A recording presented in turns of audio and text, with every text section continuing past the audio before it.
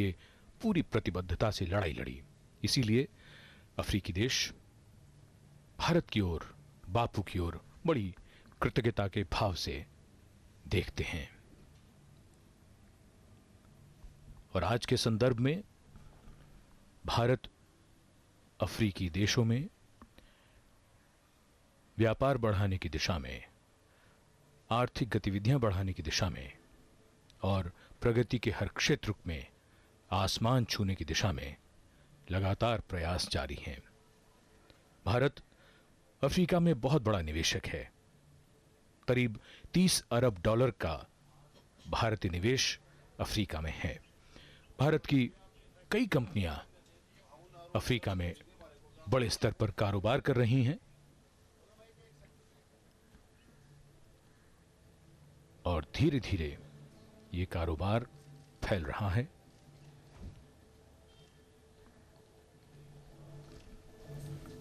और रिश्ते प्रगाढ़ होते हुए। So as a build-up to today's summit, as we mentioned earlier, there have been a number of bilateral meetings of our Minister of External Affairs, Mrs. Sushma Swaraj, with other foreign ministers from the African nations and leaders. Meetings with Zimbabwe, Malawi, Cameroon, Cape Verde, all have taken place. And the common thread through all of them is about how these countries are looking forward and looking up to India to really support them in their process for growth. When we look at Zimbabwe, there is a common thread which is running about how India has committed resources to support development programs in various countries in Africa.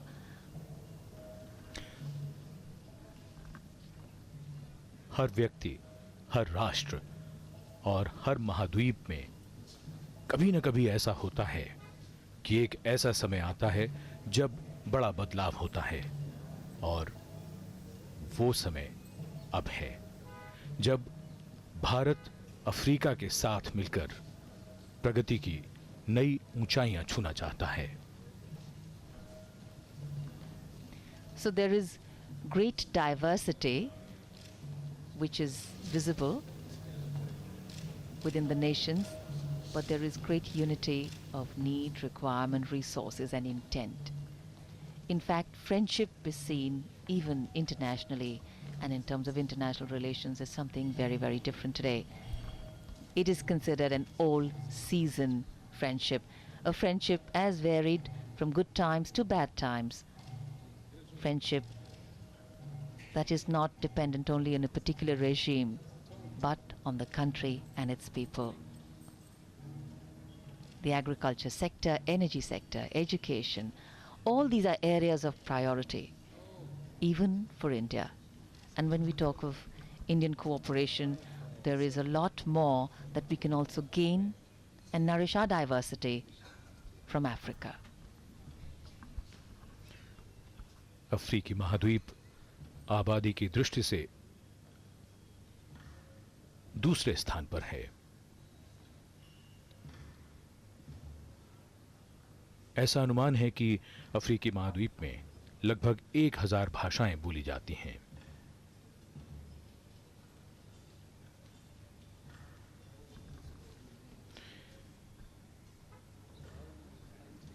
दुनिया की सबसे लंबी नदी Africa में ही है, नील नदी। सबसे बड़ा रेगिस्तान सहारा, जिसका आकार लगभग संयुक्त राज्य अमेरिका जैसा है, वो अफ्रीका में ही है।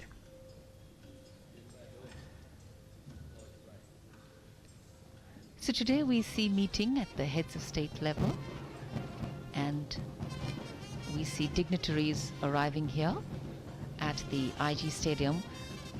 We also need to see that what we see is just the tip of the iceberg. A lot of deliberations, mission-to-mission cooperations at the country level all have taken place, thereby leading to this summit. Africa प्राकृतिक संसाधनों से समृद्ध महाद्वीप है। इस सम्मेलन में कई भारतीय कंपनियों के प्रतिनिधि भी हिस्सा ले रहे हैं।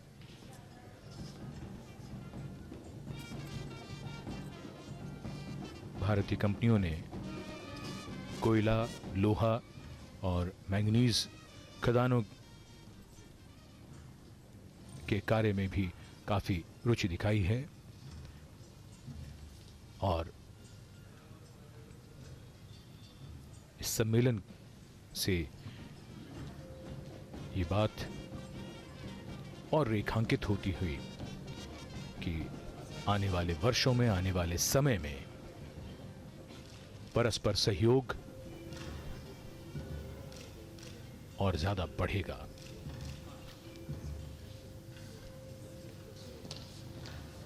It is at this summit that we foreground and celebrate various dimensions of the India-Africa partnership, which is pivoted around capacity building, sustainable development and training of Africa's most precious resource, over 1 billion people of the continent. And today, as New Delhi hosts the third India-Africa Forum Summit, this multi-dimensional partnership is set to scale new heights in the days to come, with profound impact for not just over 2 billion people of India and Africa, but for the world at large. दरअसल इस सम्मेलन को हम भारत अफ्रीकी संबंधों का एक बहुत बड़ा उत्सव भी कह सकते हैं। ये उत्सव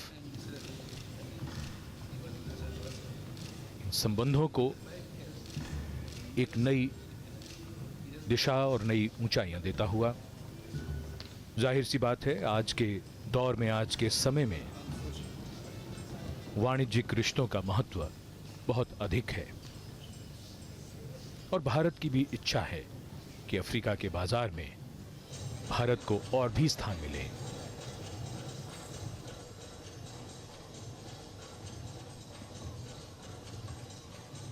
अफ्रीकी देशों के प्रतिनिधि,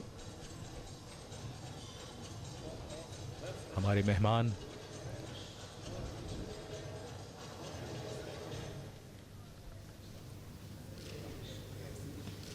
So the dignitaries, VIPs and heads of state from the African nations have started arriving. We have a wonderful representation here, and many of these heads of state would also be making statements.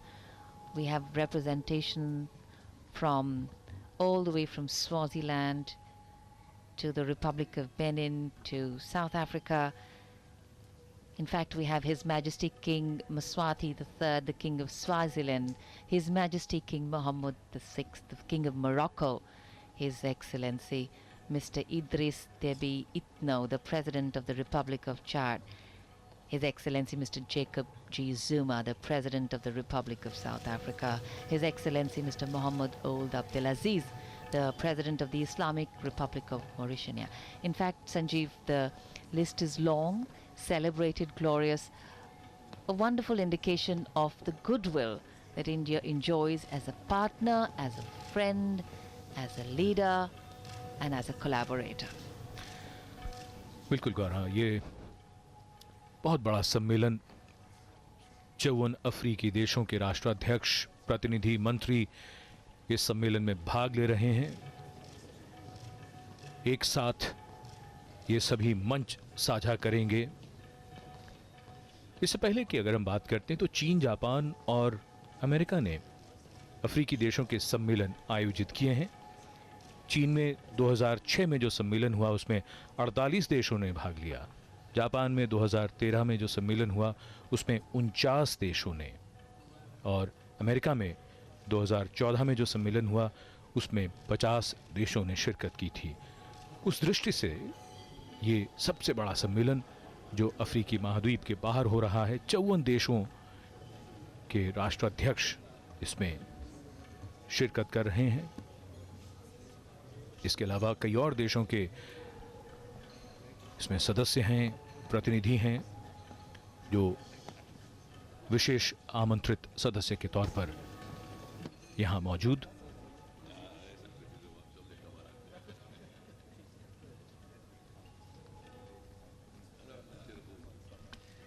India and Africa have a historic relationship, and this has grown into a sustainable partnership. From our struggle against colonialism and diversity, or actually the discrimination of diversity, we've emerged to jointly accept the challenges of a globalizing world, whether we have to deal with threats to international peace and security, the threat from international terrorism, or the scourge of poverty. We believe that India and Africa traverse the same path, share the same values, and cherish the same dreams. In fact, there is a vision for a partnership with Africa for the 21st century, and this vision will take us beyond our strong bilateral relationships, our close ties with regional economic communities, and develop a new paradigm of cooperation which will take into account Africa's own aspirations for pan-African institutions and development programs. And given our wide-ranging cooperation and developing partnerships ranging from human resource development, health, capacity building, ICT utilization, all of which are perhaps symbolized in the Pan-African e-network project, we hope to take this experience to a new level.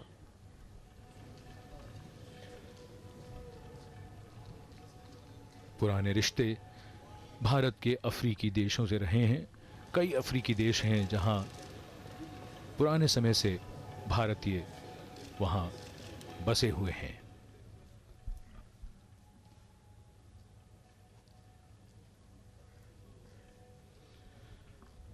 अफ्रीकी देशों में कई ऐसे उद्योग धंधे हैं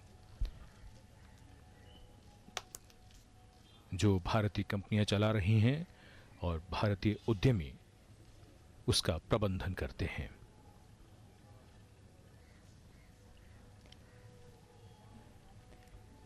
The participation and the format of the summit have been decided in consultation with the African Union Commission and the permanent representatives of the member states. And this is in fact just the third summit, so the beginning of a process which is going to carry on for many years.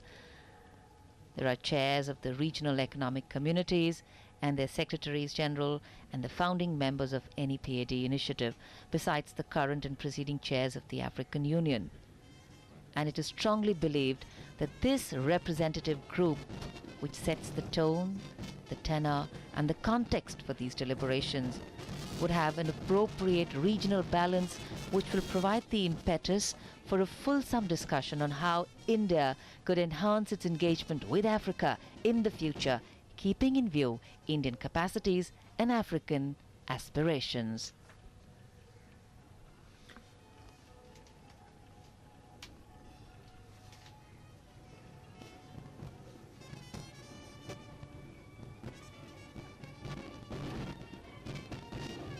Bharat और अफ्रीकी देशों के रिश्ते सम्मेलन के कारण इस समय फोकस में है और सबसे बड़ी चीज ये है कि इस तरह के सम्मेलन से जो आपसी सहयोग, सूझबूझ और समझ के नए रास्ते खुलते हैं। अफ्रीकी देशों के साथ अपने रिश्तों को और मजबूत, उनको ठोस बनाने की ये पहल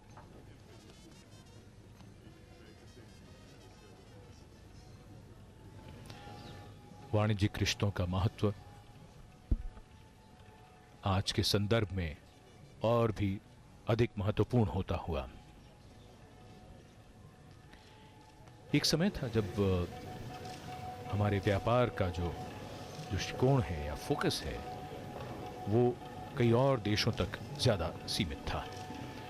भारत का अफ्रीकी संघ के देशों के साथ सन 1990 तक व्यापारिक कारोबार सिर्फ $1 अरब तक ही था, जो भारत के कुल विदेशी व्यापार का सिर्फ 2% था। साल 2005 से लेकर साल 2010 तक दो तरफा व्यापार का आंकड़ा $40 अरब को पार कर गया है और अब भारत चाहता है कि ये द्विपक्षीय व्यापार सन 2020 तक बढ़कर $200 अरब तक किया जाए।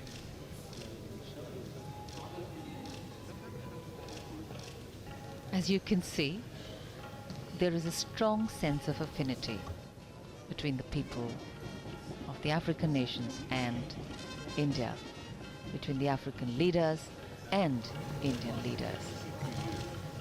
The strong sense of political affinity and solidarity between India and Africa dates back to several decades of the 20th century, when the people of India and Africa were engaged in an unremitting struggle to gain independence from colonial rule and to become holders of their own destiny. Mahatma Gandhi forged satyagraha, or non-violent resistance to colonial rule, racial discrimination and oppression during his sojourn in South Africa.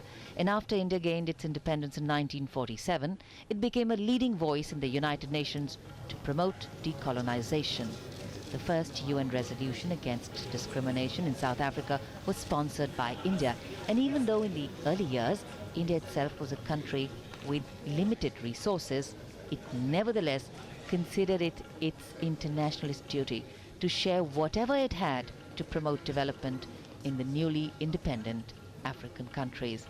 African countries also became an influential voice at the Afro-Asian Summit convened in Bandung in Indonesia in 1955, and this led to their participation subsequently in the non-aligned movement initiated by Pandit Jawaharlal Nehru, President Tito of Yugoslavia, and President Nasser of Egypt in 1961. And without the active participation of independent African countries, the developing world, represented by the non-aligned movement, would never have become the powerful force for international peace, cooperation and development that it evolved into in the decade of the 60s and the 70s of the previous century. And the importance of the movement should be gauged from the fact that it provided a powerful antidote to a world polarized between East and West, ideologically divided into opposing camps and under the growing threat of a nuclear war. And it is this sense of solidarity, mutual trust and confidence born in the difficult days of the Cold War which continues to drive India-Africa cooperation to this day, enabling both sides to expand and enrich their cooperation bilaterally, regionally and multilaterally.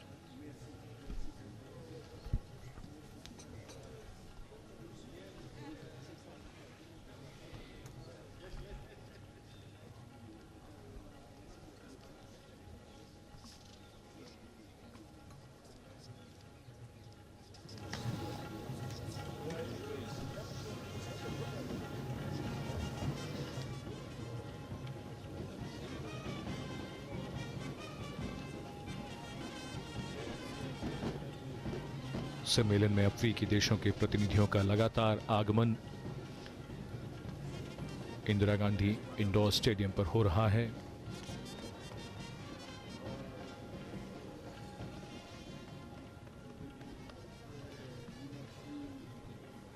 Bharat अफ्रीकी संबंधों की नई इबारत लिखी जा रही है इस सम्मेलन के माध्यम से।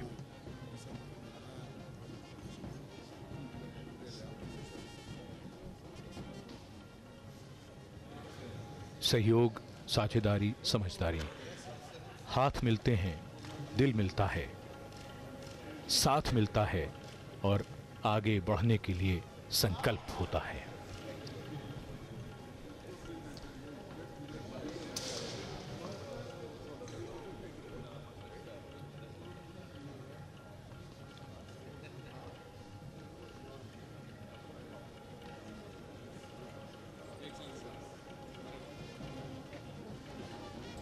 भारत अफ्रीका मिलकर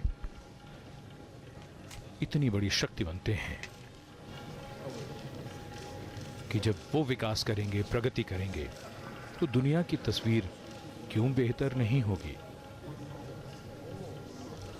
That's right, Sanjeev.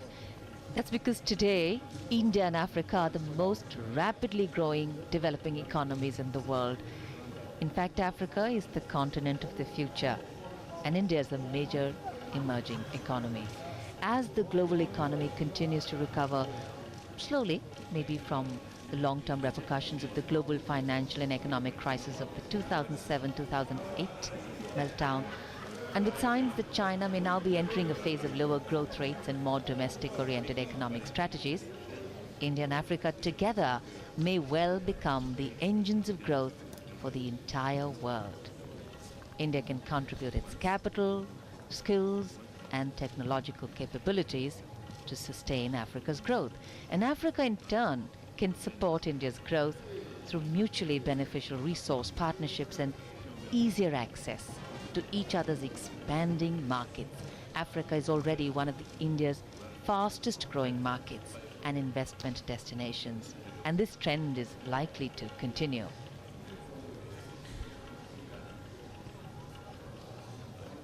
भारतीय कंपनियां दक्षिण अफ्रीकी कंपनियों से यूरेनियम और परमाणु प्रौद्योगिकी प्राप्त करने की राह देख रही हैं, तो दूसरी ओर अफ्रीकी कंपनियां एग्रो प्रोसेसिंग और कोल्ड चेन, पर्यटन, होटल और रिटेल क्षेत्र में भारतीय कंपनियों के साथ सहयोग कर रही हैं।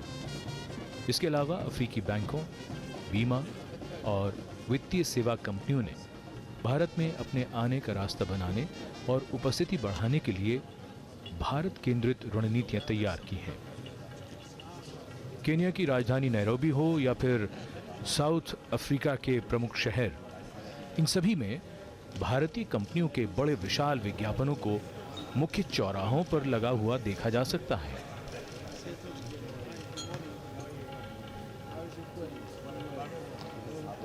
और जैसा हम सब जानते हैं, भारत जिस तरह से प्रगति कर रहा है, विकास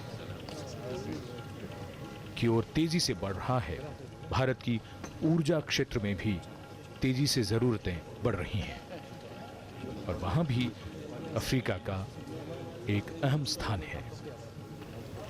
नाइजीरिया उन देशों में शामिल है जिनसे भारत सर्वाधिक कच्चे तेल का आयात कर रहा है।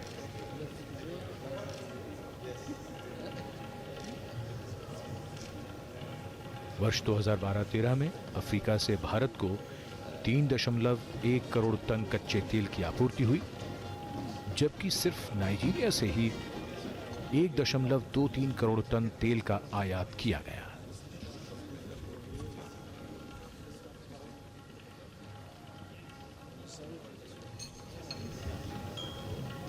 So as we look at the story of economic growth and development across nations, the challenges are many, but many of them are common to the countries, and that's why they need to be fought with cooperation, tackled with collaboration.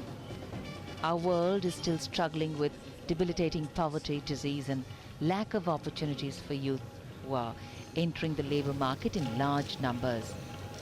Resources available from traditional donors belonging to the OECD and from multilateral financial institutions are diminishing, precisely at a time when the current United Nations sessions has adopted the ambitious SDGs, or the Sustainable Development Goals. Development cooperation among developing countries themselves, the sharing of development experiences among them, and ensuring that their development trajectories follow an ecologically sustainable path. These are new challenges confronting our world today. Whether or not the SDGs, the Sustainable Development Goals, are successfully achieved, that will critically depend upon what path countries like India and those in Africa take as they grow their economies. And that is critical, because these are still countries who have yet to take flight in many areas of growth and development. And the right path, the right flight methodology for its millions of people will have world impact. And that's why the path is critical. It is in this context that the India-Africa Development Cooperation assumes an importance beyond the bilateral relations with individual African countries and regionally with Africa as a whole through the African Union and of course several sub-regional African organizations. This cooperation is based as it is on the mutuality of interests, with its emphasis on alignment with local priorities, and that is critical, local priorities, and on capacity building. And this could well become the template on which the SDGs could be pursued globally, particularly now with India having given its commitment for compliance and achieving of SDGs. And this summit is going to be closely watched internationally for this reason. बिल्कुल गौरव, बेहद महत्वपूर्ण शिखर सम्मेलन भारत और अफ्रीकी देशों का।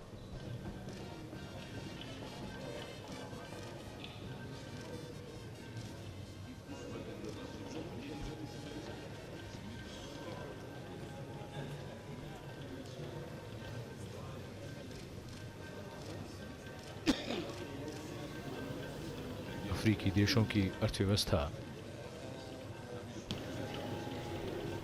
एक बदलाव के दौर से गुजर रही है, उस बदलाव के दौर से जिससे भारत लगभग 2-2.5 दशक पहले गुजर चुका है।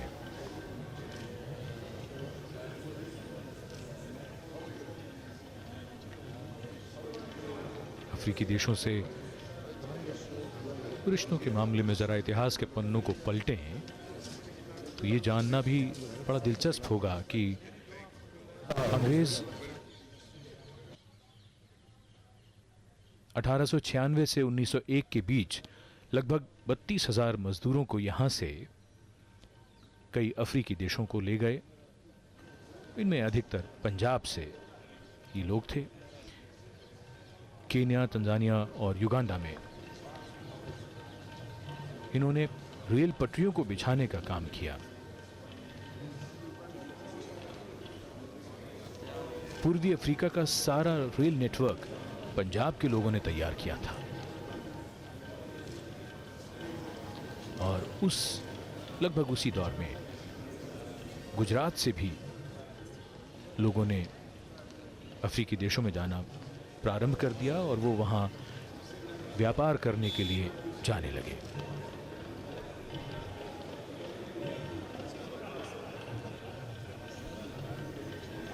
रेलवे नेटवर्क का काम पूरा होने के बाद उनमें से कई श्रमिक वहीं बस गए और अब तो इन अफ्रीकी देशों के हर छोटे बड़े शहर में भारतवंशी भी हैं, उनके पूजा स्थल भी हैं। कई भारतवंशी पूर्वी अफ्रीका में अपने स्कूल और कॉलेज भी चला रहे हैं। भारत और अफ्रीकी संबंध आज के नहीं हैं, आज तो और प्रगाढ़ हो रहे हैं।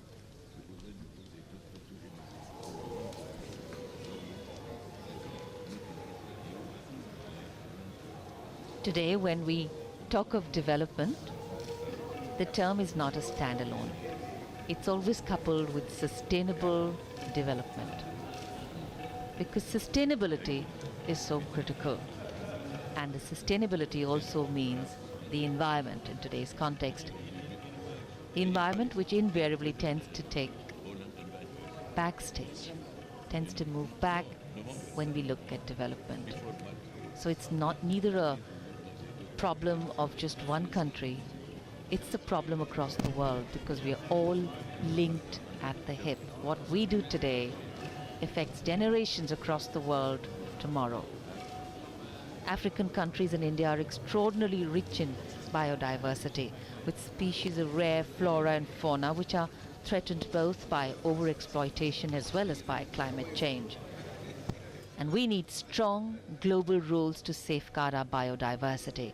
And this requires coordinated positions in the deliberations under the Biodiversity Convention. We share a common interest in a robust global climate change regime, which enables us to develop an ecologically sustainable manner. We will be the worst affected by the consequences of climate change and must therefore work closely together in the ongoing multilateral negotiations on climate change, which will of course culminate in the Paris Climate Summit.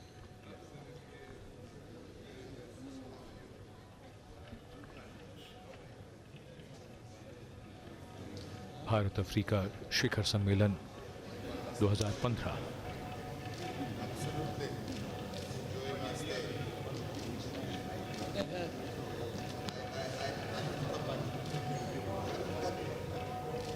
दोस्ती की, सहयोग की और बढ़ती हुई साझेदारी और समझदारी की ये तस्वीरें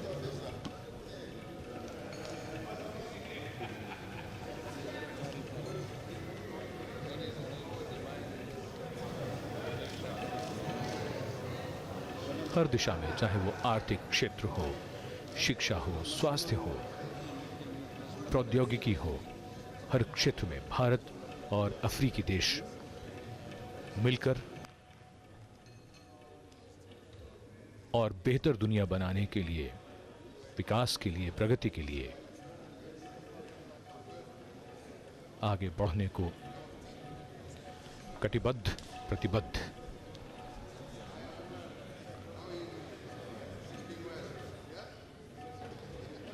भारत और अफ्रीका के बीच पिछले 15 वर्षों में व्यापार में 20 गुना वृद्धि हुई है।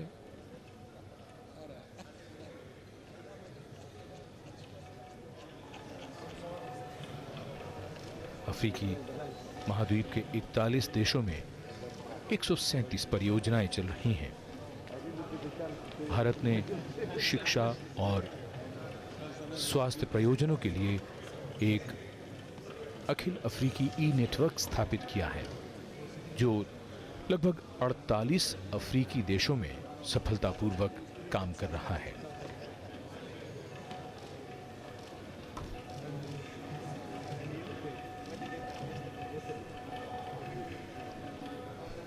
One of the great success stories of this partnership is the e-network project, and what really sets this project apart is its sheer impact on transforming lives of ordinary people living across the resource-rich African continent.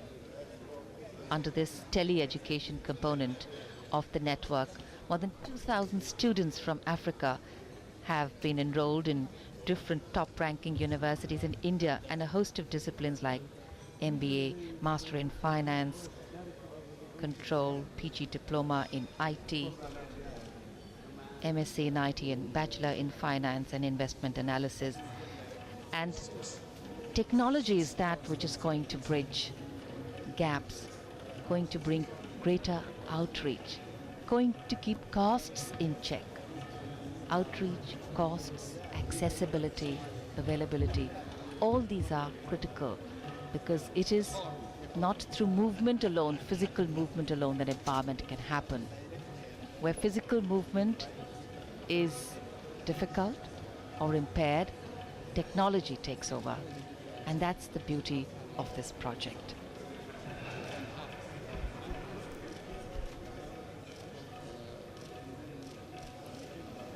दोनों पक्षों के बीच क्षमता निर्माण के क्षेत्र में सहयोग सबसे अहम स्तंभों में से एक है।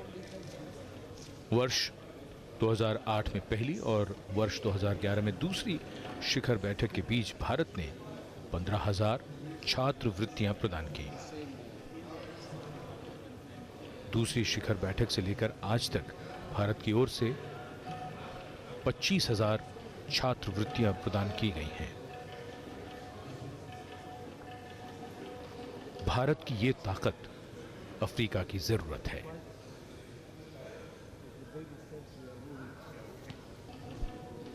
और इस बैठक में भारत और अफ्रीकी देशों के बीच समानता पर आधारित स्वाभाविक साझेदारी के महत्व को विश्व के सामने मजबूती से पेश किया जा रहा है। The e-network project is moving incrementally towards the fulfillment of its stated goals and objectives at a time of renewed optimism about the emergence of a global South. In many ways, the narratives of a rising India and the unfolding African resurgence are intersecting at multiple points, opening up new avenues for scaling up the India-Africa partnership by using the power of innovation, technology, and ideas.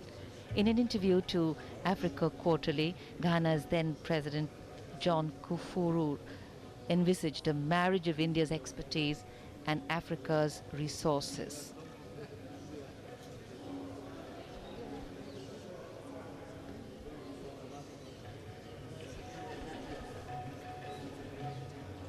इस आयोजन के माध्यम से राजनीतिक, आर्थिक, सामरिक दृष्टि से भारत और अफ्रीका के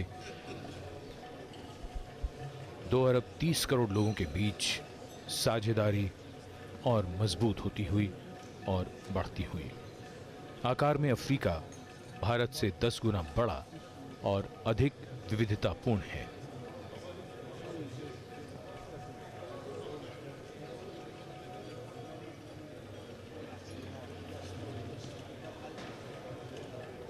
अफ्रीका संस्कृति, जाति, भाषा, अर्थव्यवस्था और शासन तंत्र की दृष्टि से बहुत विविधताओं वाला महाद्वीप है।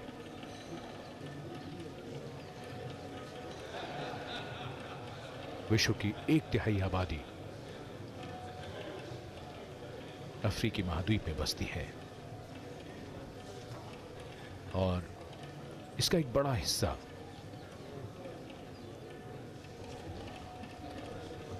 अभी विकास से दूर है।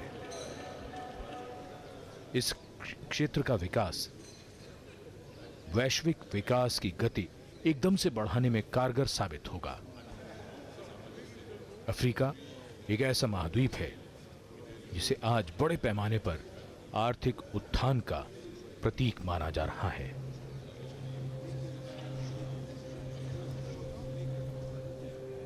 In the initial days of Indian industrialization, the small and medium enterprises, SMEs, have played a very, very silent but a pivotal role in developing infrastructure and industry in the country. And today, in the expanding compass of the India-Africa Development and Economic Partnership, the flowering of the small and medium enterprises sector is poised to play the role of a catalyst for transforming the economic landscape of a resurgent global south. The small and medium scale industrial sector indeed remains the backbone of the economy of any country, whether developed or developing. The growth of the economy could be augmented by accelerating and enhancing the manufacturing base with the incorporation of appropriate innovative technologies.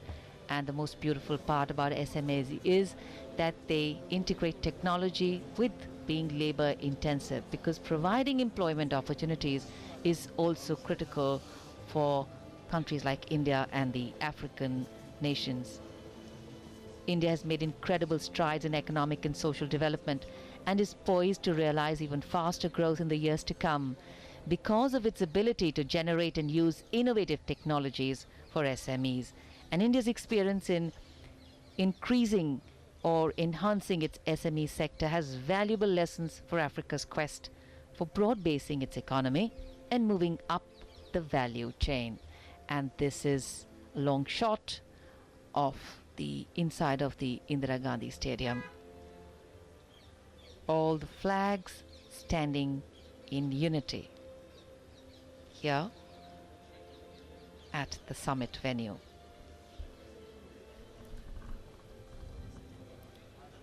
इस शिखर सम्मेलन का मुख्य आयोजन स्थल Indira Gandhi indoor stadium.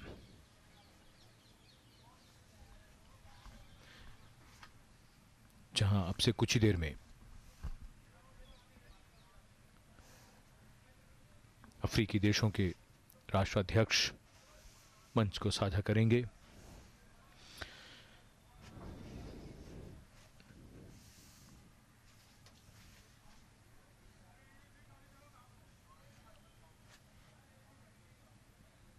बहुत उत्साह और उत्सुकता इस सम्मेलन को लेकर प्रतिनिधियों में, मेहमानों में और जाहिर सी बात है मेजबानों में भी।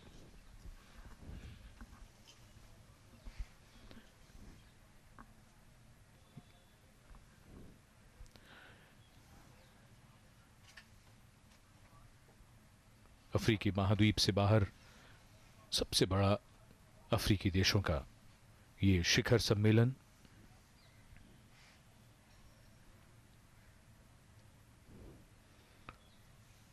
विश्व की तेजी से विकास करने वाली कुछ अर्थव्यवस्थाएं इस अफ्रीकी महाद्वीप में हैं।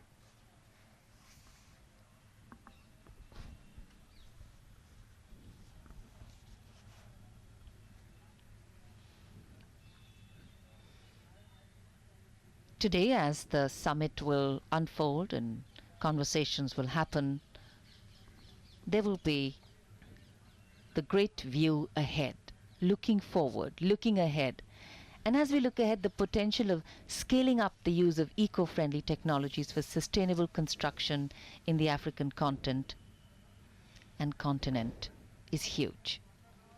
Achieving impacts, though, requires long-term engagement for continued support, capacity building for sustainability, and partnerships for local anchoring. Technology transfer initiatives to countries in Africa offer an opportunity to further strengthen regional capacities, and the strengthening of regional capacities in green construction will play a force multiplier effect in transforming the urban landscape of Africa by blending the needs of growth with basic principles of sustainable development through equity and innovation.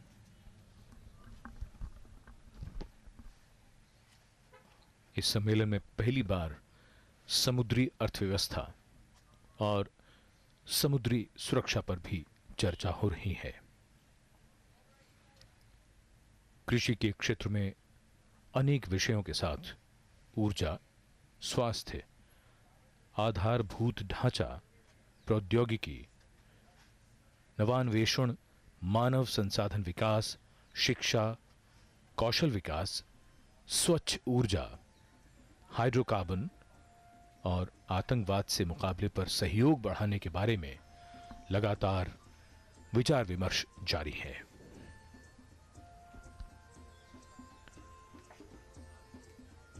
सहयोग के परस्पर साझेदारी के नए अध्याय इन संबंधों में जुड़ते हुए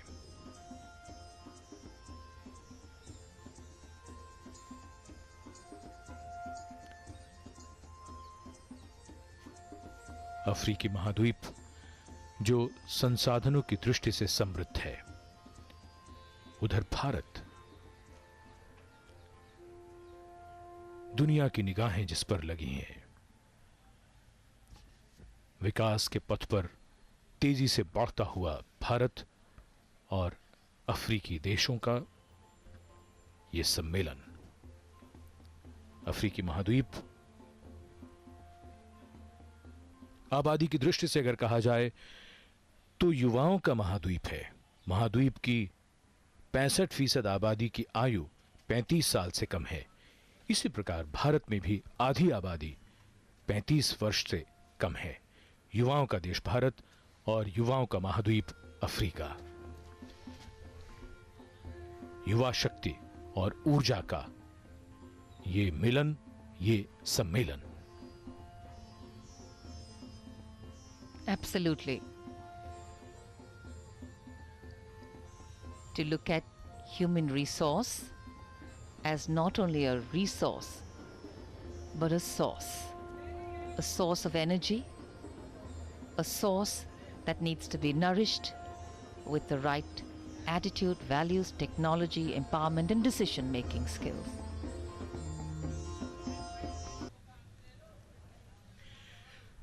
संबंधों में नई ऊर्जा, नई गर्माहट और जोश का नया संचार, बदलते परिवेश में। और कार्यक्रम अब यहां मुख्य आयोजन स्थल इंडोर स्टेडियम से।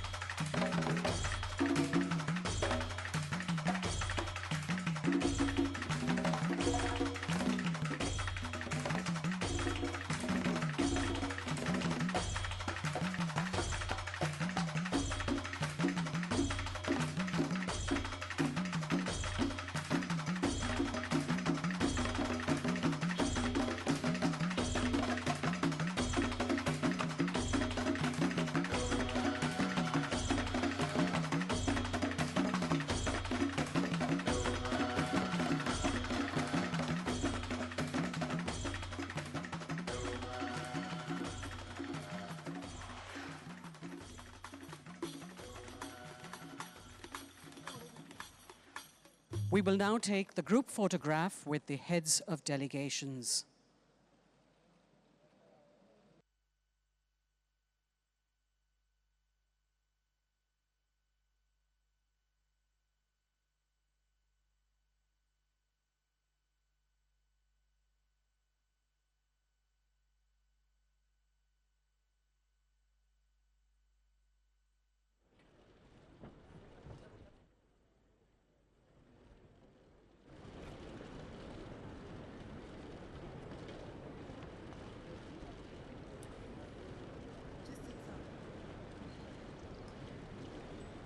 We're waiting for the President of South Africa to arrive for the photograph.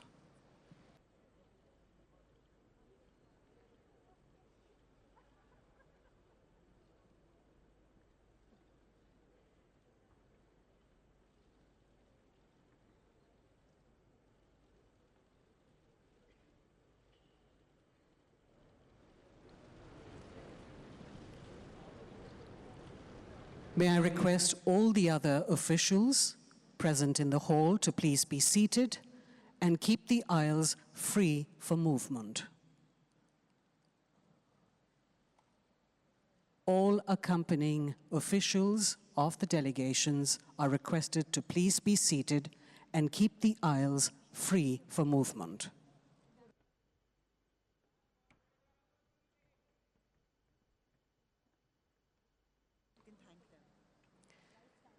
May I now request their excellencies, heads of delegations, to take their respective seats.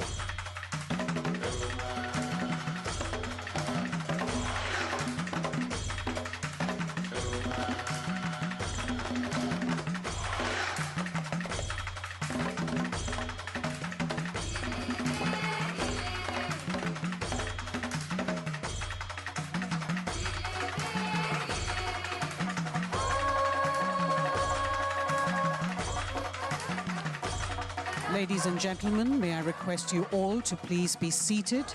We're about to begin our cultural program. May I request those who are standing in the aisles to please clear the aisles for free movement.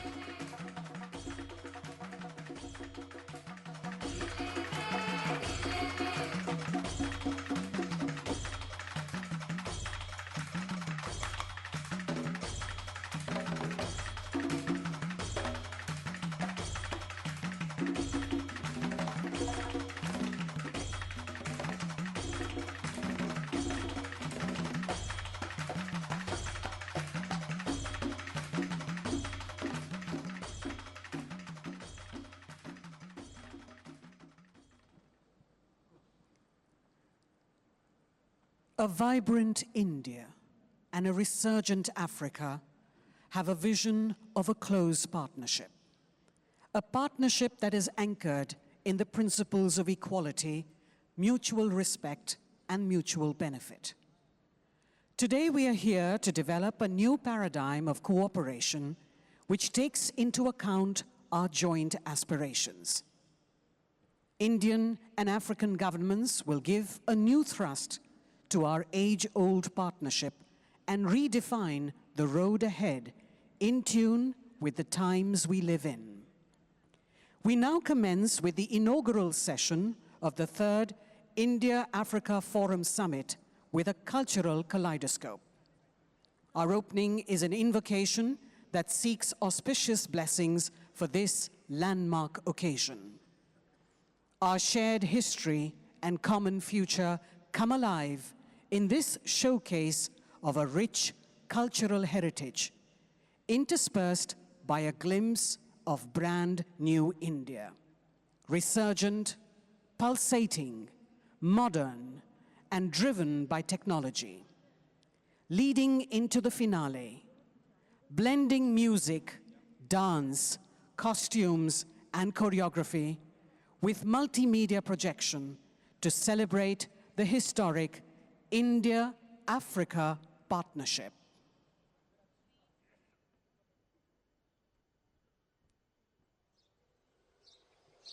कराग्रे वसते लक्ष्मीः करमध्ये सरस्वती। एक ओंकार सतनाम करता पुरख निरंकार।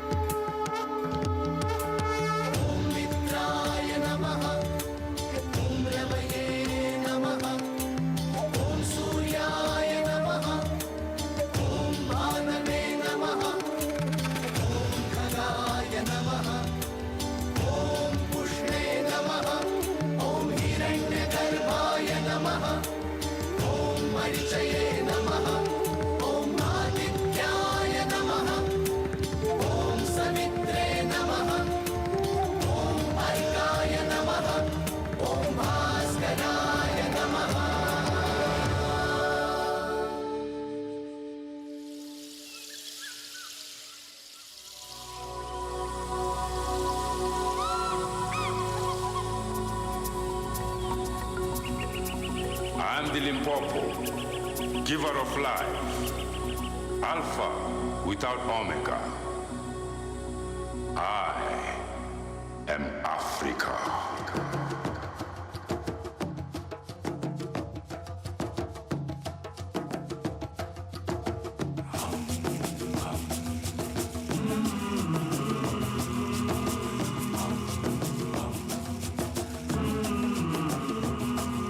Quiero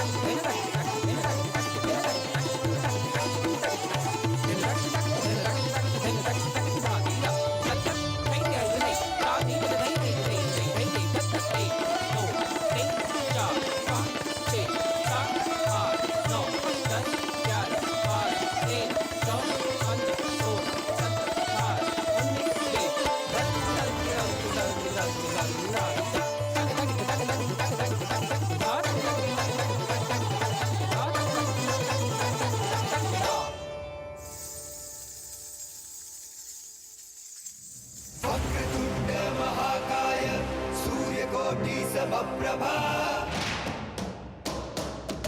निर्विघ्नं कुरु मे देव सर्वकार्येषु सर्वदा।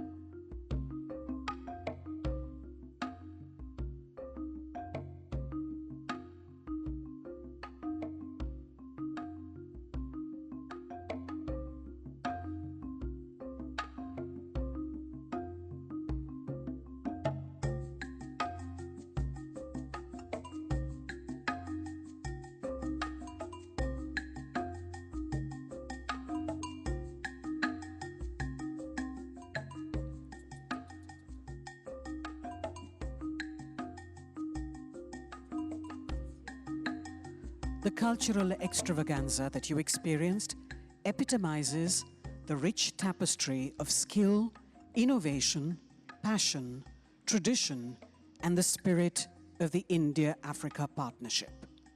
We hope you enjoyed the true reflection of our cultural vibrancies.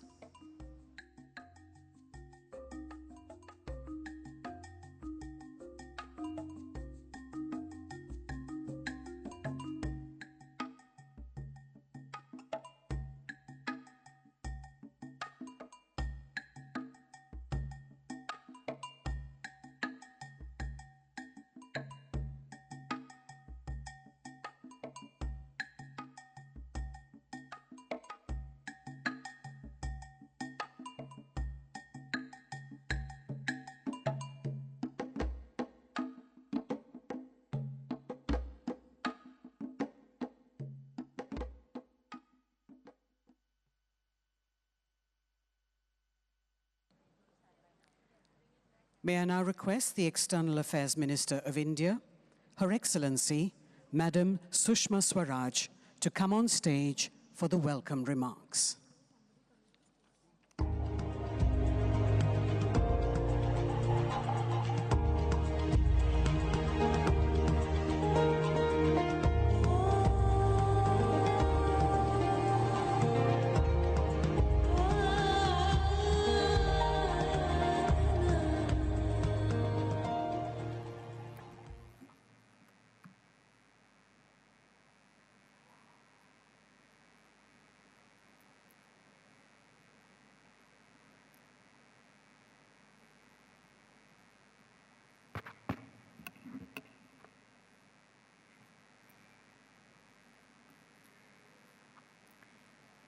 Honorable Prime Minister of India, Shri Narendra Modi, Honorable the co-chair of this summit and the President of African Union, the President of Zimbabwe, His Excellency Robert Mugabe, the Honorable Chairperson of African Union Commission, Her Excellency Mrs. Zuma, Honorable Heads of States and Heads of Governments from Africa, Honorable Ministers from Africa, Excellencies. As I stand before all of you, I'm reminded of an African proverb which says, "A family is like a forest. When you are outside, it is dense. When you are inside, you see that every tree has its place." Today, in a very real sense, we are with our African family. This gathering of African heads of states and heads of governments is like a family reunion. And I can see how the diversity of Africa matches our own, how every flag from Africa has its own special place. So, on behalf of 1.25 billion Indians, let me welcome you all most warmly to New Delhi. Excellencies, there was a time when India and Africa were one landmass, united by geology. Today, we are united by our common goal for progress, prosperity, and peace around the world. We are linked by the Indian Ocean, and we are joined together by the 2.7 million strong Indian diaspora in Africa, which is contributing actively to the economic development of its adopted homeland. India has always stood for and stood with Africa. Ours is a relationship forged in the crucible of the shared struggle against imperialism, colonialism, racial discrimination, and apartheid. That era is now behind us. But the solidarity engendered by that shared struggle continues. Our modern partnership rests on the pillars of economic growth, development, and empowerment, and is a consolidation of our engagement at various levels, bilateral, regional, and pan-African. I'm confident that the third India-Africa Forum Summit will chart a bold new course for our future cooperation. Excellencies, I had started my remarks with an African proverb. I will also end with one. It says, "If you want to go quickly, go alone. If you want to go far, go together." We want to travel far on the path of development, and we want to travel together with our African friends and partners in the true spirit of Sabka Saath, Sabka Vikas. Thank you. May I now invite the Honorable Prime Minister of India, Shri Narendra Modi, to deliver his inaugural address to this distinguished summit. Thank you.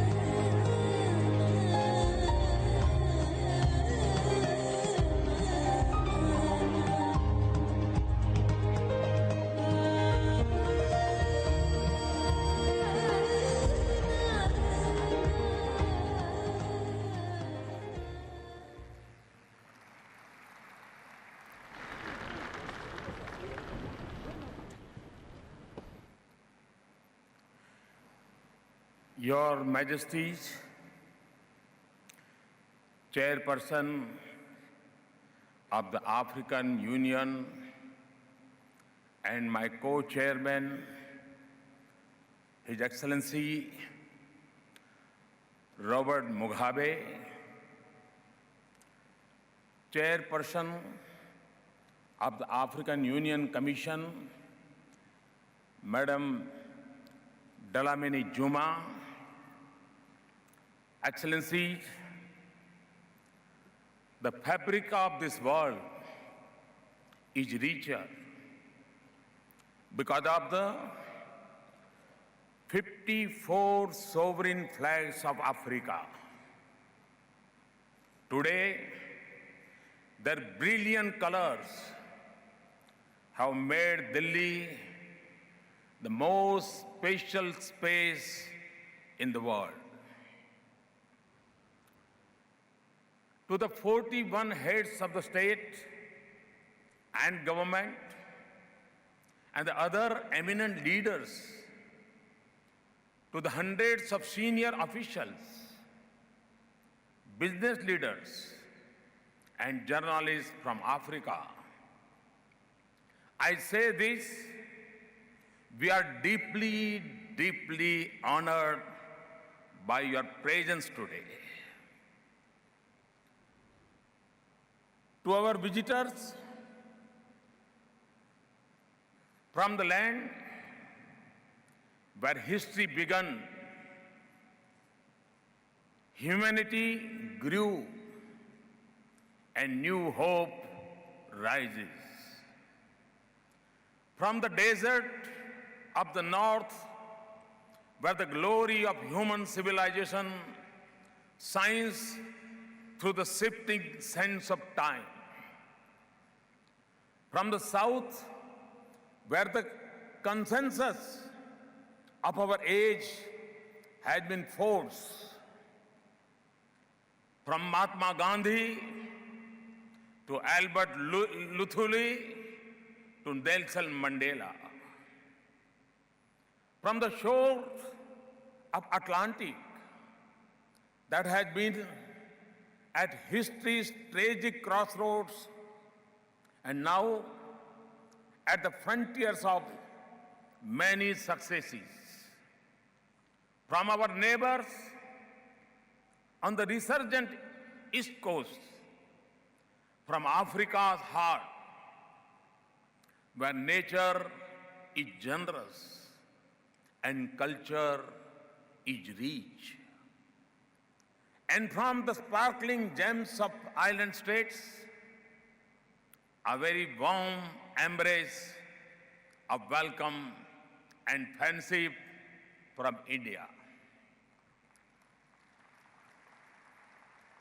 Today, it is not just a meeting of India and Africa. Today, the dreams of 1/3 of humanity have come together under the one roof. Today, the heartbeat of 1.25 billion Indians and 1.25 billion Africans are in rhythm. We are among the world's oldest civilizations. We are each a vibrant mosaic of languages, religions, and cultures. Our histories have intersected since ages. Once united by geography, we are now linked by the Indian Ocean. The currents of the mighty ocean have nurtured the ties of kinship, commerce, and culture through centuries. Generations of Indians and Africans have traveled to each other's land in search of their destiny or by the force of circumstances. Either way, we have enriched each other and strengthened our ties. We have lived in the long shadow of colonialism, and we have fought for our liberty and our dignity. We have struggled for opportunity and also for justice, which is the African wisdom described is the prime condition of humanity. We have spoken in one voice in the world, and we have formed a partnership of prosperity among ourselves. We have stood together under blue helmets to keep peace, and we have fought together against hunger and disease. And as we look to the future, there is something precious that unites us. It is our youth. 2/3 of the India and 2/3 of Africa is under the age of 35 years. And if the future belongs to the youth, then this century is ours to shape and build.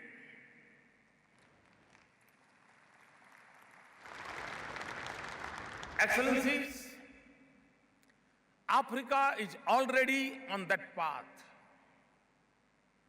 We are all familiar with Africa's ancient achievements.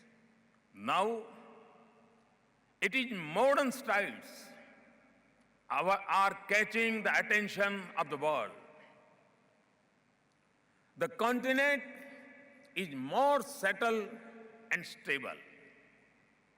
African nations are coming together to take responsibility for the development, peace, and security. African struggles and sacrifices are upholding democracy, combating extremism, and empowering women. Women now constitute around 20% of the elected members of parliament in Africa. To one who has played a role in that, President Sirleaf, I extend our best wishes on your birthday today.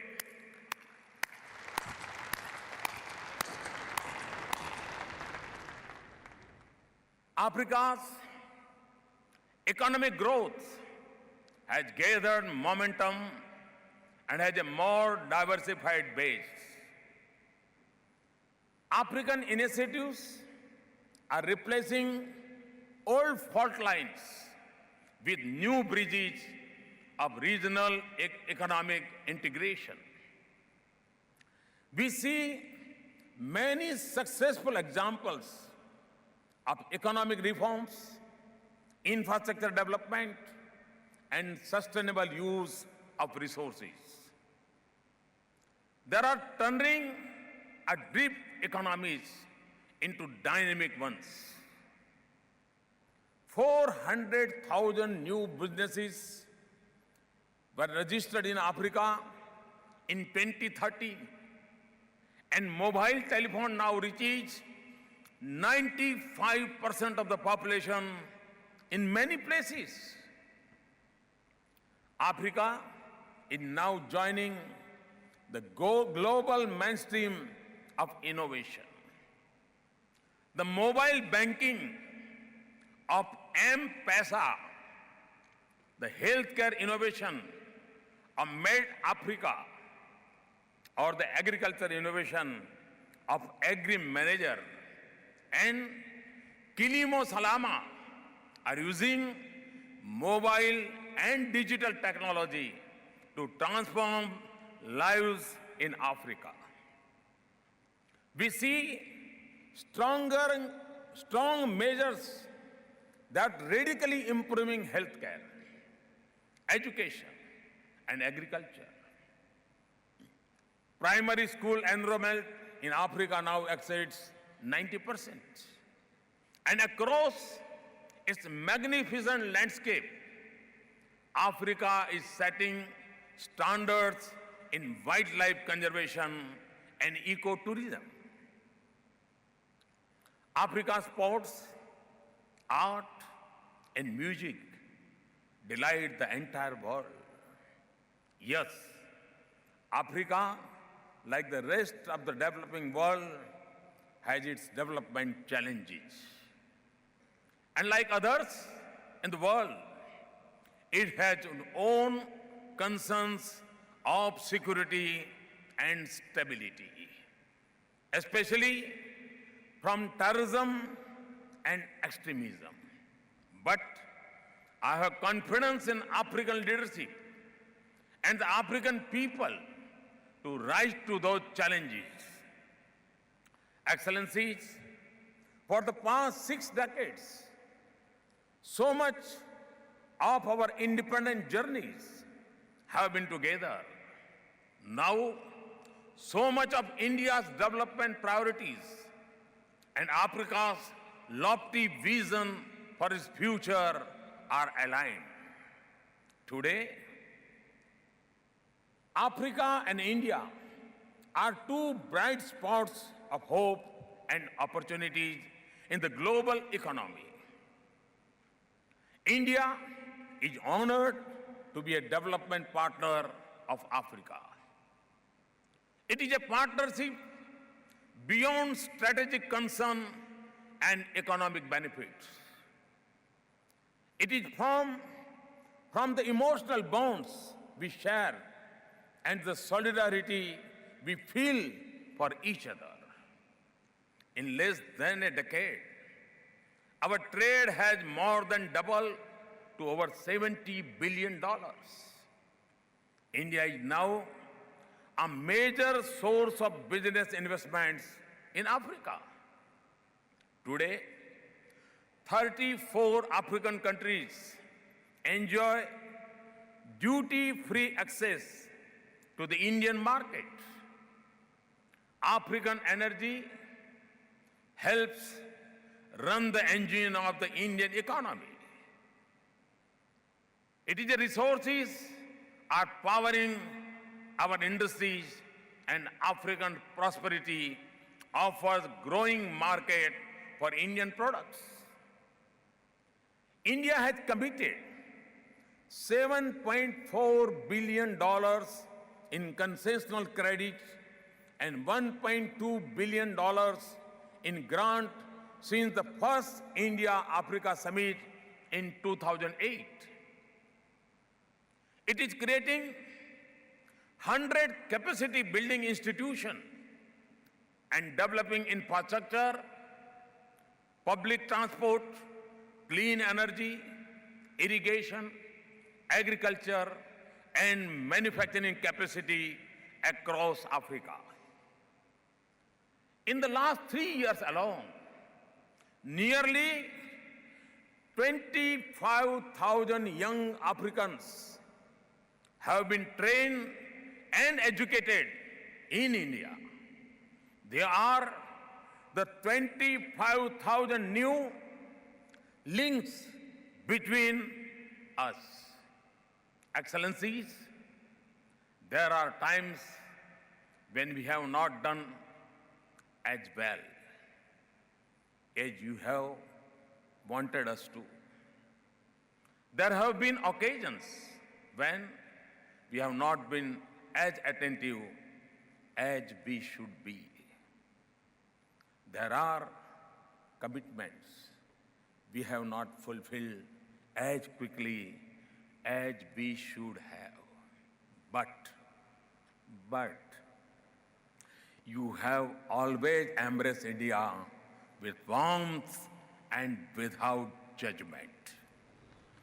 You have rejoiced in our success and taken pride in our achievements. And you have stood for us in the world. This is the strength of our partnership and our friendship. And as we travel on the road ahead, we will do so with the wisdom of our experience and the benefit of your guidance. We will raise the level of our support for your vision of a prosperous, integrated, and united Africa that is a major partner of the world.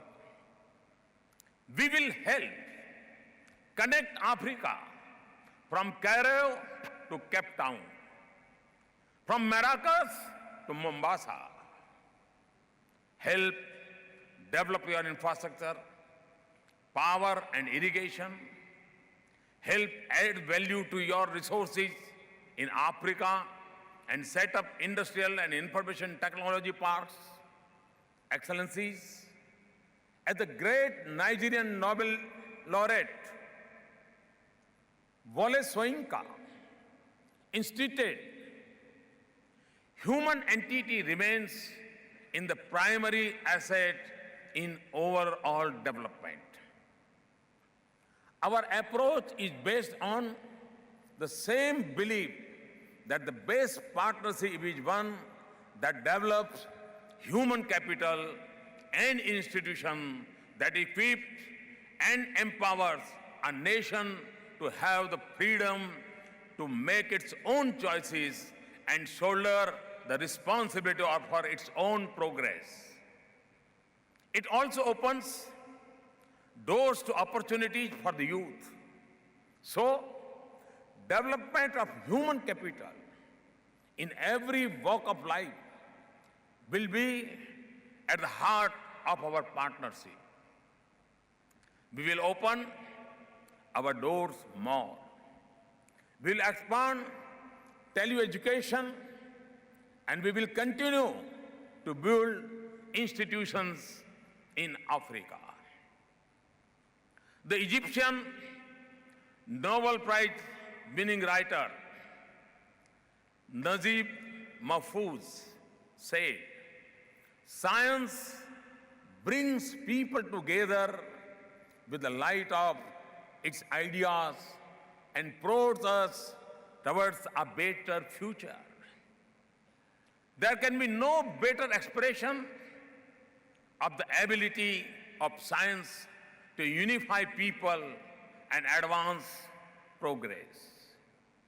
So technology will be a strong foundation of our partnership. It will help develop Africa's agriculture sector. Africa has 60% of the world's arable land reserve and just 10% of the global output. Agriculture in Africa can drive the continent's march to prosperity and also support global food security. India's expertise in healthcare and affordable medicines can offer new hope in the fight against many diseases and give a newborn a better chance to survive. We will also collaborate to develop Indian and African treasures of traditional knowledge and medicines. We will make available our space assets and technology. We will use the possibilities of digital technology to transform development, public services, governance, disaster responses, resource management, and quality of life. We will expand and extend the Pan-Africa e-network conceived by late President APJ Abdul Kalam, which links 48 African countries to India and to each other. This will also help set up your Pan-Africa Virtual University. We will work to reduce digital divide within Africa and between Africa and rest of the world. We will cooperate for sustainable development of blue economy that will become important future drivers of our prosperity.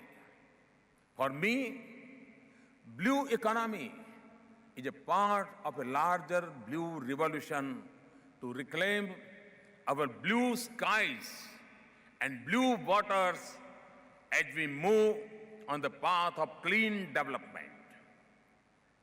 Excellencies, when the sun sets, tens of millions of homes in India and Africa become dark. We want to light up lives of our people and power their future. But we want to do it in a way that the snow on Kilimanjaro does not disappear. The glacier that feeds river Ganges does not retreat. And our islands are not doomed. No one has done less to contribute to global warming than India and Africa. No one can be more conscious of climate change than Indians and Africans. This is because we are the inheritors of nature's most precious gifts and of traditions that respect them the most. And our lives remain most connected to Mother Earth. We are each making enormous efforts with our modest resources to combat climate change. For India, 175 gigawatts of additional renewable energy capacity by 2022 and reduction in emission intensity by 33 to 35% by 2030 are just two aspects of our efforts. We will also deepen India-Africa partnership on clean energy, sustainable habitats, public transport, and climate-resilient agriculture. But it is also true that the excess of few cannot become the burden for many. So, when the world meets in Paris in December, we look to see a comprehensive and concrete outcome that is based on the well-established principle in the UN Convention on Climate Change. We will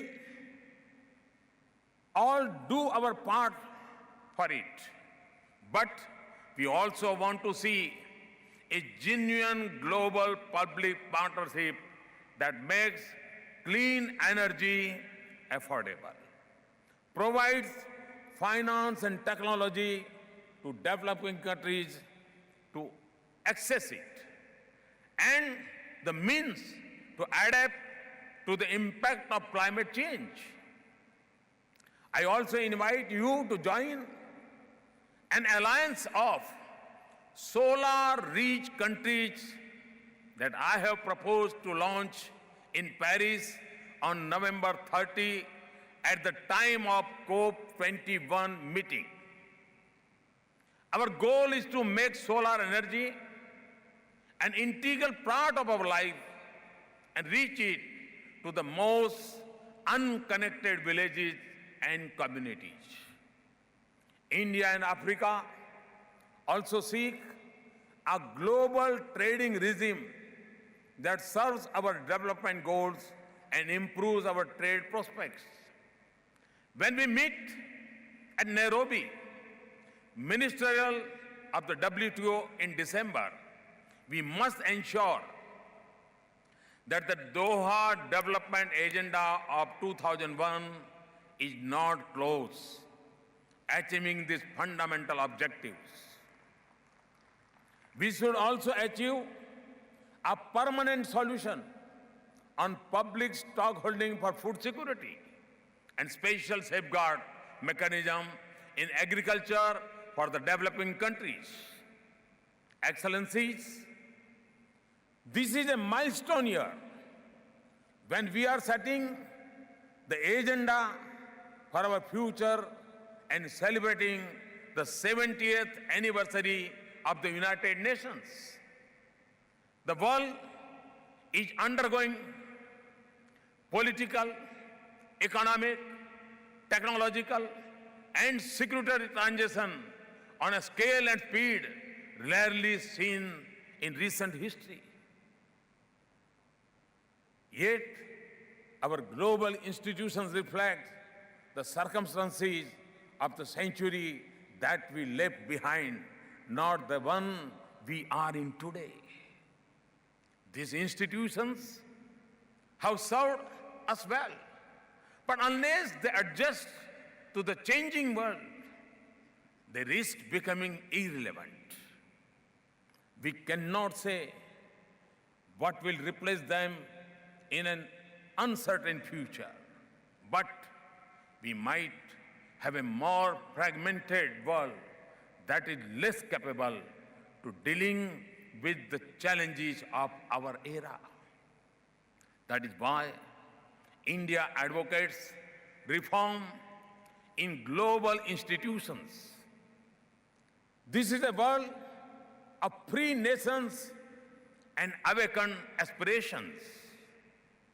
Our institution cannot be representative of our world if they do not give voice to Africa, which is more than a quarter of UN members, or the world's largest democracy with 1/6 of humanity.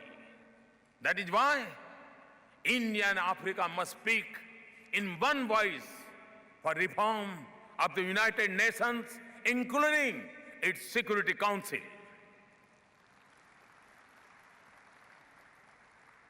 Excellencies, today, in many parts of the world, the light of a bright future flickers in the storm of violence and instability. When terror snaps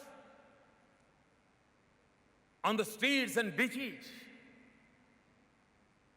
and in malls and schools of Africa, we feel your pain as our own. And we see the links that unite us against this threat. We also see that when our oceans are no longer safe for trade, we all suffer together. And when nations are caught in conflict within, no one around remains untouched. And we know that our cyber networks brings opportunity but also carry huge risk. So, when it comes to security, distance no longer insulates us from each other. That's why we wish to deepen our cooperation in maritime security and hydrography, and countering terrorism and extremism, and why we must have a UN comprehensive convention on international terrorism.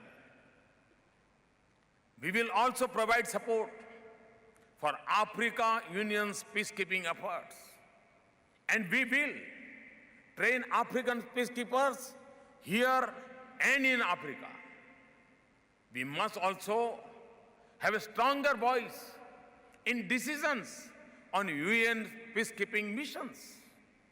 Excellencies, from connecting lives to collaborating for our prosperity, from keeping our people safe to advantage our global interests, the agenda of our partnership stretches across the vast territory of our linked aspirations. To add strength to our partnership, India will offer concessional credit of $10 billion over the next 5 years. This will be in addition to our ongoing credit program. We will also offer a grant assistance of $600 million. This will include an India-Africa Development Fund of $100 million and an India-Africa Health Fund of $10 million. It will also include 50,000 scholarship in India over the next 5 years, and it will support the expansion of the Pan-Africa e-network and institutions of skilling, training, and learning across Africa. Excellencies, if this century is going to be one in which all humans have a life of opportunity, equality, and dignity, stand in peace with each other, and live in balance with nature, then India and Africa must rise together. We will work together from the memory of our common struggles and the tide of our collective hopes, from the richness of our heritage and the commitment to our planet, from the place to our people and the faith in our future, from the generosity of the African saying that a small home, the small home can hold 100 friends.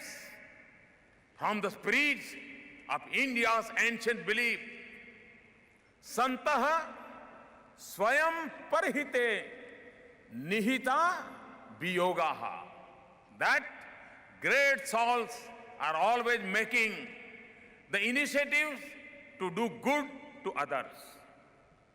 From the inspirations of Mandela's call to live in a way that respects and enhances the freedom of others, today we pledge to work together with our steps in rhythm and our voices in harmony. This is not a new journey, not a new beginning, but this is a new promise of a great future for an ancient relationship. Your presence here today, Your Majesties and Excellencies, is the strongest proof of our resolve and our commitment. Thank you very much. Thank you.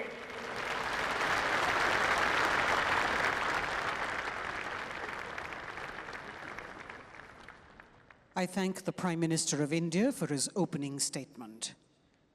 May I now request His Excellency, Mr. Robert Gabriel Mugabe, the President of Zimbabwe and the Chair of the African Union, to address the summit.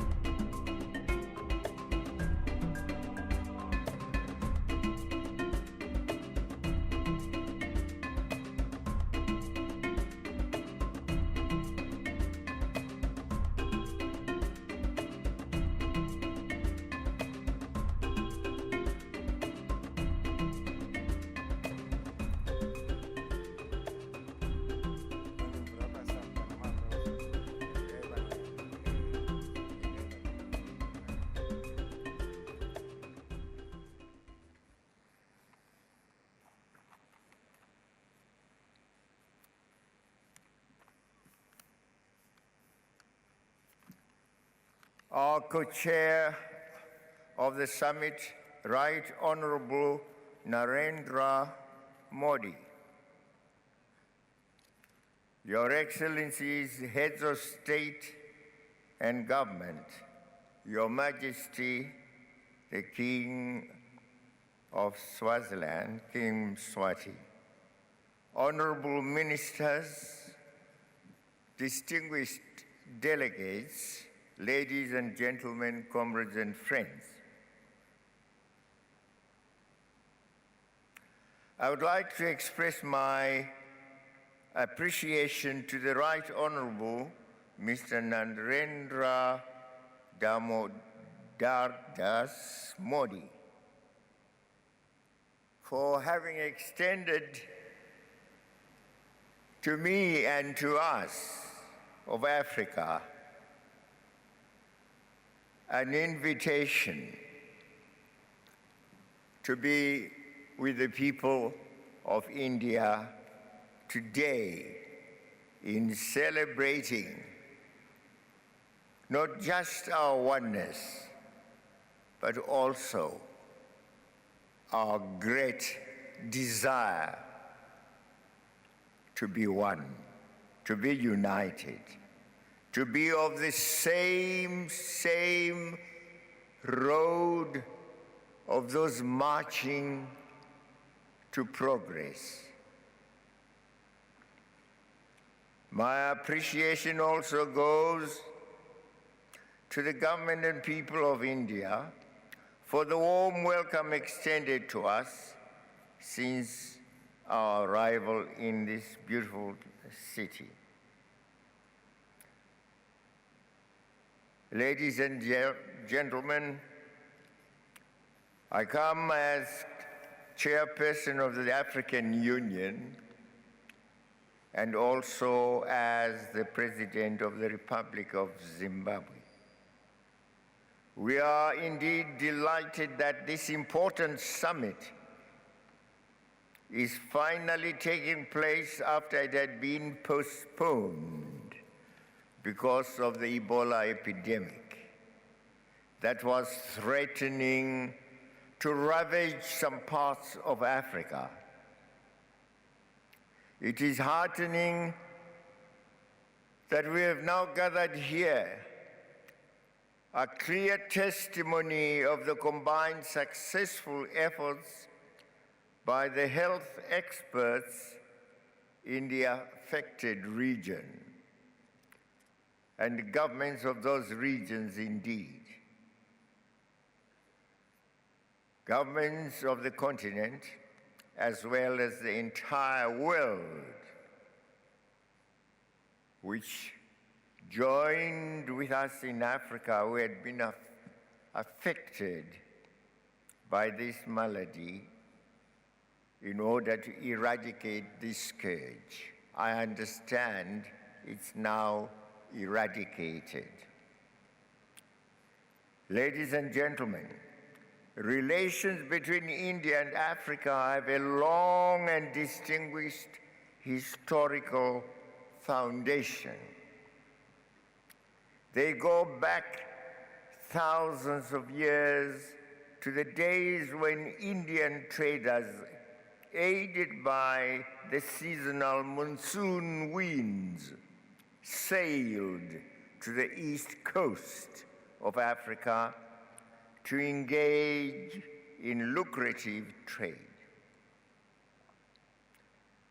The African continent, and indeed my own country, Zimbabwe, provided the subcontinent with the mangrove poles, elephant tusks, gold, and gemstones, among other products. Later on, during the colonial period, there was an influx of Indian immigrants brought to Africa to work on the railways in East Africa, at the sugar and other plantations in Mauritius, Madagascar, and Southern Africa. These form the present bulk of the Indian diaspora in Africa and have been a critical link of trade between the continent and the Indian subcontinent. With this background, it is therefore not surprising that both Africa and India have seen it fit to revive this strategic partnership that has blossomed from that rich foundation. And of course, Honorable Prime Minister, you made reference to the geological oneness, the physical oneness of our continents, which existed once upon a time, and only to be followed, but that by the geological separation that took place, to create in between space for the peaceful flow of waters we now call the Indian Ocean.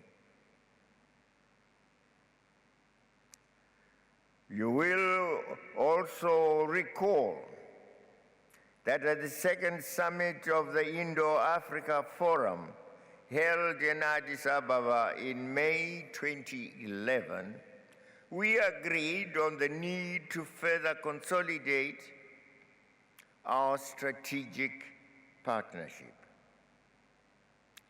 which is anchored on our long years of fraternal relationship and our common approach against colonialism and similar needs for growth and development.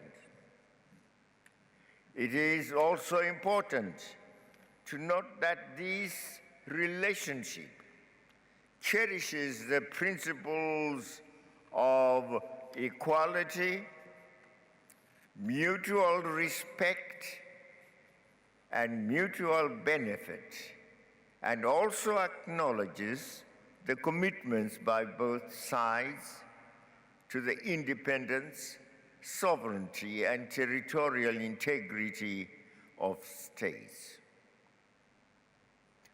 You were the predecessor to us in the struggle for independence. When that son of India first resided in our territory, in that part of South Africa they called Natal. It was Indira Gandhi, it was Mahatma Gandhi.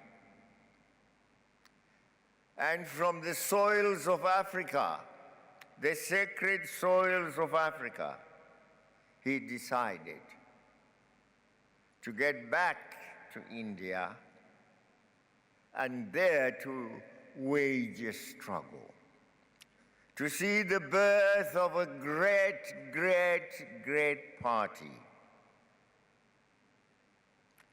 The India Congress, that party which saw the likes of Nehru join it, worked through a revolutionary way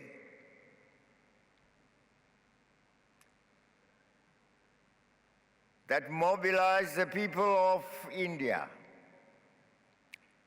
and reminded that India belonged to India, to the Indians, and not to the British. That they were therefore masters of their own destiny. They should therefore unite and fight, but not spill blood, but use passive methods, passive resistance to gain their territory. And while those who colonized India in defense of certainly what was not their right to rule others, resorted to violence and to all inhuman methods to prevent this oneness of the people of India succeeding. That did not succeed. Mahatma Gandhi and Nehru led the people, showed the people that they should sacrifice themselves, undergo that humiliation. At the end of the day, they will succeed. And indeed, in the latter part of the 40s, 1947, they succeeded. And India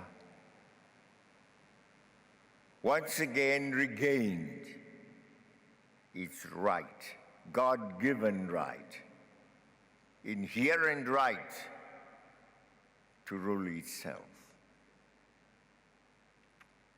That lesson was learned by us. South Africa, I was at college there then, through its youth league, also, as it followed the objectives of the African National Congress, adopted passive resistance. But it was the butchering that took place, the inhuman, violent attacks on those who participated in passive resistance that revolted the spirit of the Africans and said to them, no, passive resistance is only producing more deaths, more violence, more imprisonments. Let us be more effective. But it had been the stepping stone to what followed later, the armed struggle. The armed struggle born of our unity in 1963 with the creation of liberation committees to be headquartered in Tanzania, and that to superintend the decolonization of Africa through the various regional armed groups. We had to arm ourselves under the Liberation Committee created by the OAU in 1963-64.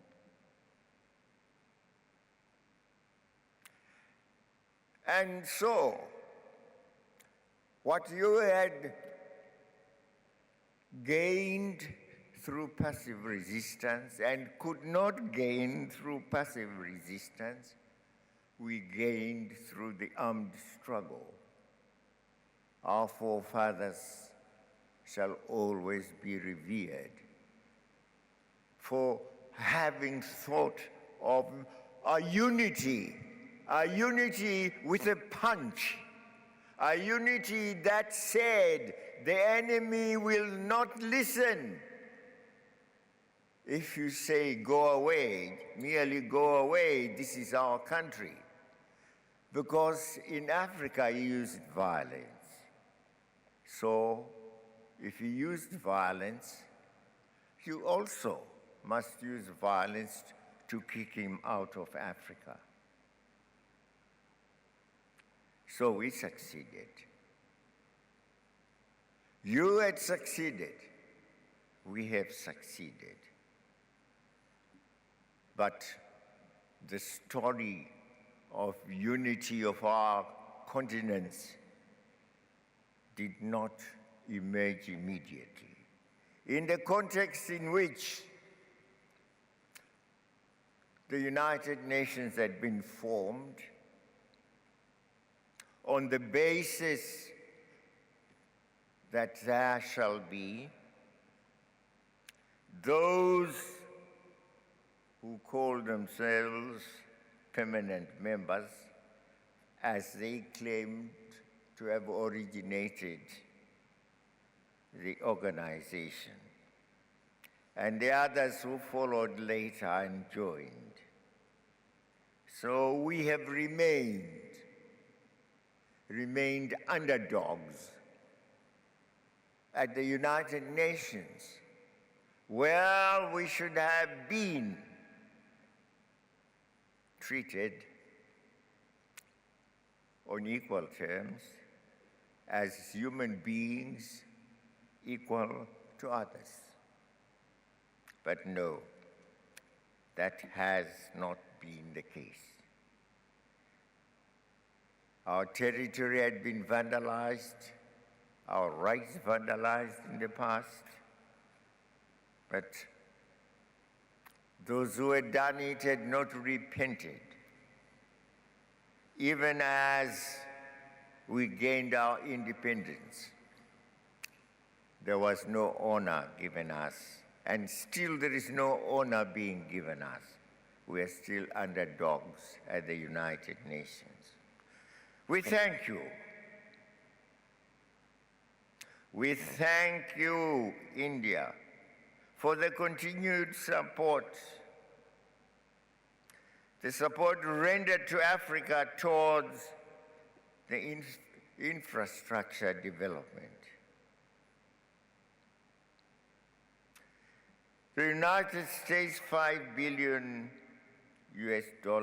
worth of lines of credit to help us to achieve our developmental goals, and a further $700 million towards new institutions and training programs.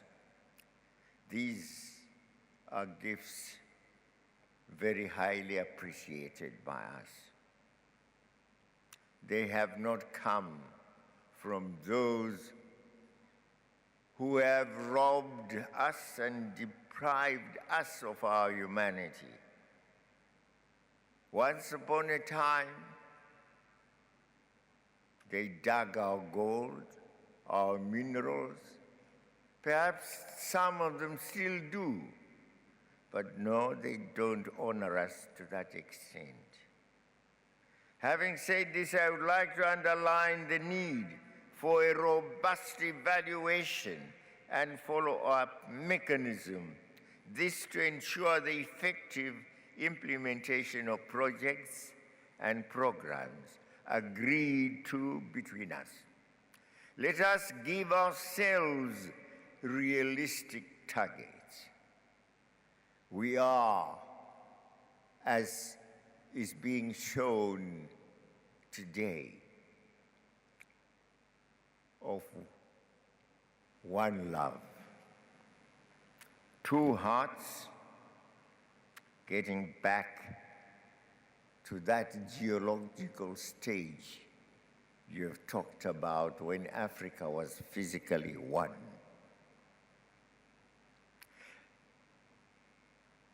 Let us be courageous enough to point out a lack of progress where it exists in order to speed up the meeting of our intended goals.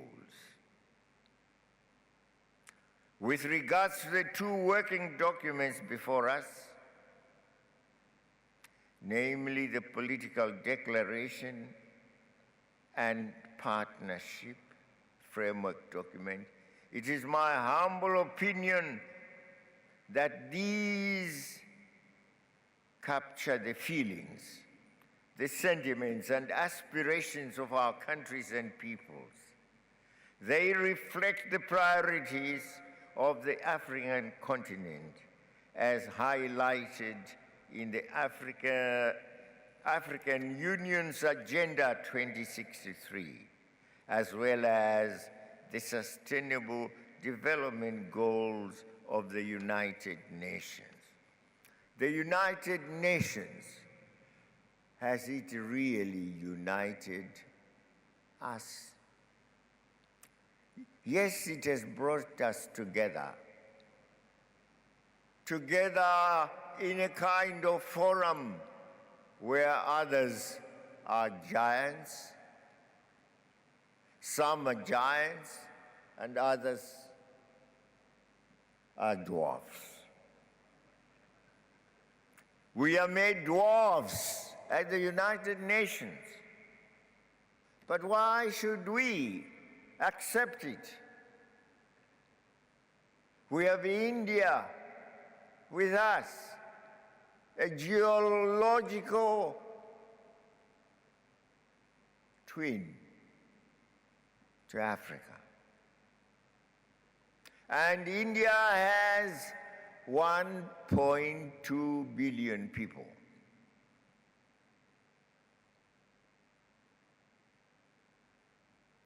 Now, together, we of Africa and we of India constitute 1/3 of the population of this world. Surely, 1/3 of the population of this world, which at the United Nations is treated as a little kid. We say no. 1/3 of the population of the world must be respected. Its rights must be respected. Its equality must be respected. And that is why we say, let's amend the United Nations so it be the United Equal Nations. We are not that. We are saying, let us amend the Charter of the United Nations. We in Africa, on our part, have discussed this matter again and again, and met in Swaziland, in Ezulwini, that town, where we said we need at least 2 seats in the permanent seats in the Security Council. If the veto is to be retained, although we want it abolished, then let that veto also be in the hands of our 2 permanent members. We will not accept less. And now with India, and India seeking also a permanence in the United Nations, to be represented there as India with a veto, if the veto is to be retained, without the veto, if the veto is to be abolished. We are saying we 3 want equality. Hear us, you who call yourselves permanent members. That organization is defective. It must accept true, genuine, real, genuine equality. We are unequal, and we say no to that inequality. Let us be equal.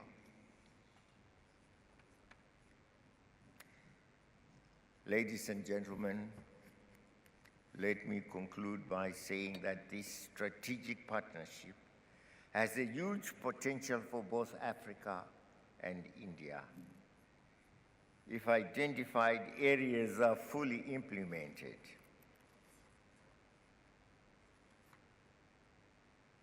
And I know we are all determined that those identified areas will be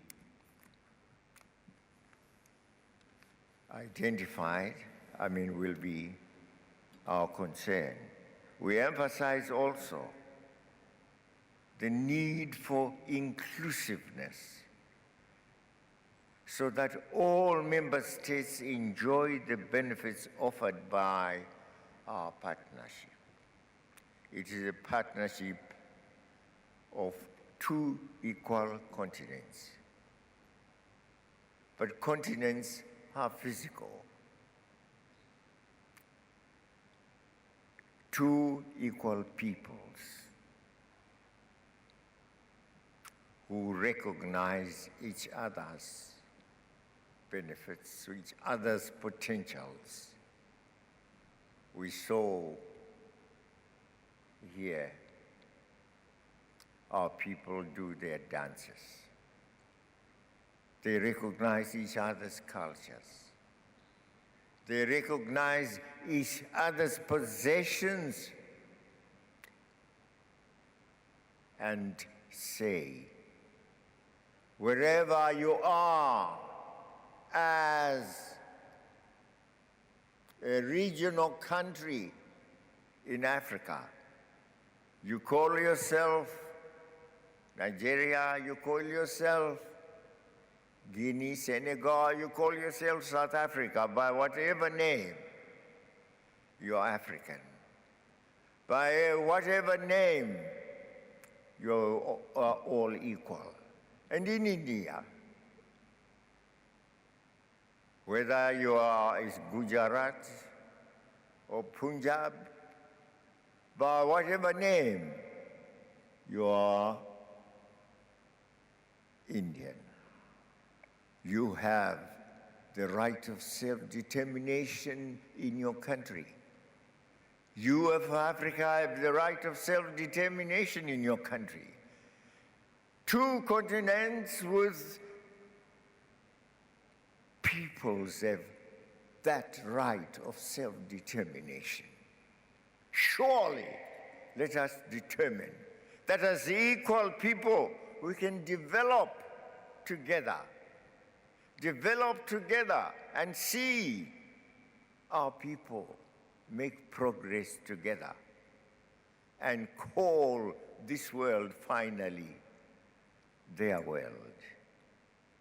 It is our world indeed, but let us make it, all of us, as we believe in humanity, as we believe in equality, let us make it the world of equal people. I thank you.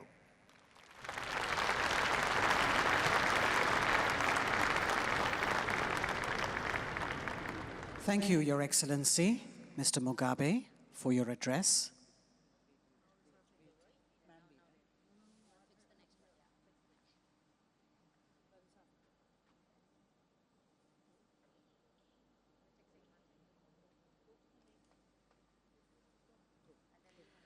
May I now request Her Excellency, Dr.